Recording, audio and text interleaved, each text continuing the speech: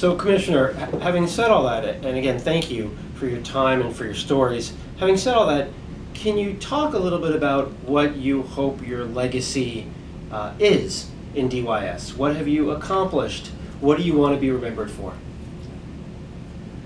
Well, again, when I think back to where we were, and I go back and I've said it before on it, but I think I was able to bring in an awful lot of programs that helped humanize the kids. And one of the ways we did that even back then was I used to take groups of kids out, and we'd go to parent-teacher meetings, we'd go to any kind of group that would allow us to come in, and it was always kind of fascinating. The kids would come in, everybody would have, you know, coffee and donuts or Cokes and donuts or whatever, and you sit there, and sometime during the meeting, somebody would say something like, yeah, but you're supposed to be working with these tough juvenile delinquents. And I'd say, well, you mean like Johnny?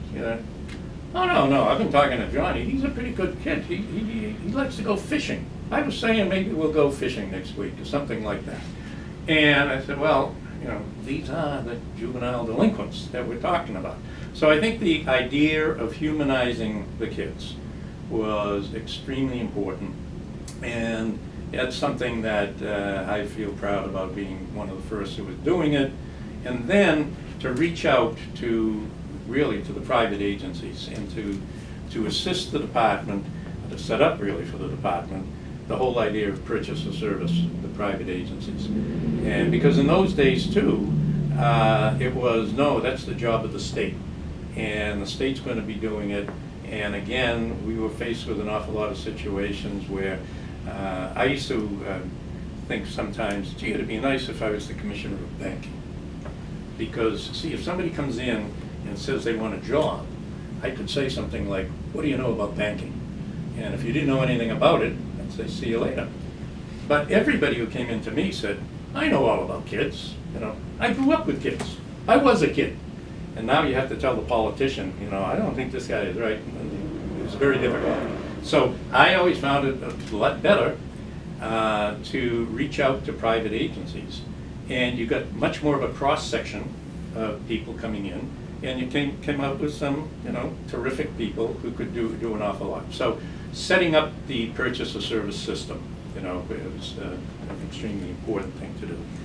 And then I think over the years, and that's why I've always gotten behind any kind of groups, whether it's in the Department of Mental Health.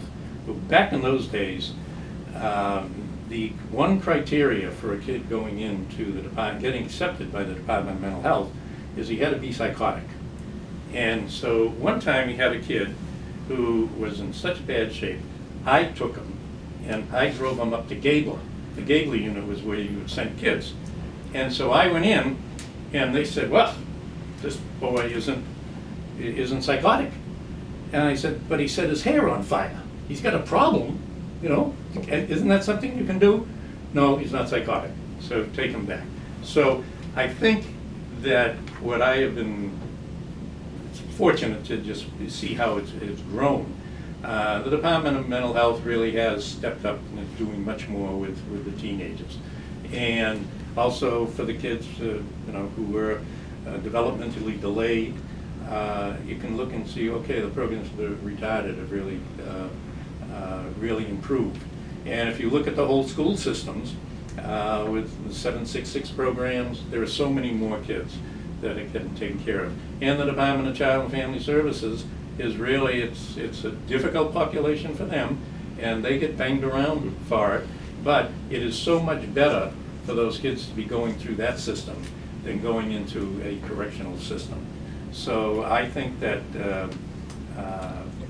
through it, just seeing what the department has been able to do, and how the people that I talk to in the department, and they still get the same spirit. You know, they're still on to, no, we are here to take care of the kids. And you say, yeah, but see, look at the kids you've been dealing with all this time, and it's the easiest group to turn around and say, yeah, I don't want to see this kid. I want to, you know, I want to take a little punishment would help this kid.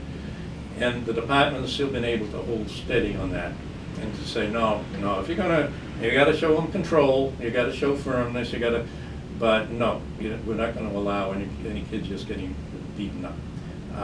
And any of the sadistic things that used to go on with them. So I guess it's humanizing the kids. I think it's strengthening the purchase of service system, and then reaching out to work with the courts, with the other departments, with the local schools, with anybody else, to try to just say, this is all about jobs. If you go into any state, it's a good way to do an assessment of any child welfare system in the state, is go to the juvenile delinquent programs, go to the juvenile correctional, and just take a good look at those kids. And you'll start to see, wait a minute, this kid doesn't belong here. Why is he here? Well, because the other systems aren't really capable of taking care of him. And so they use it as a dumping ground. In Massachusetts, we used to be the dumping ground, and we had everybody coming in like that. So I think the fact that DYS, and as I look at those numbers, and the numbers keep going down, I keep looking and saying, well, that means that's a big reason for that. First of all, that's going down, and everybody said, if you ever close the institutions, crime's going to be going way up. Well, now we're saying, no, those numbers are down. Crime's actually down. A lot of people are put under a lot more stress than in the old days, because they got to try to take care of these kids. But I think it's really, I think it's a real success story, and so I'm very proud to be a part of that, and I'm very proud to receive this honor tonight. So thank you. Thank you, sir. Fantastic, and we're out.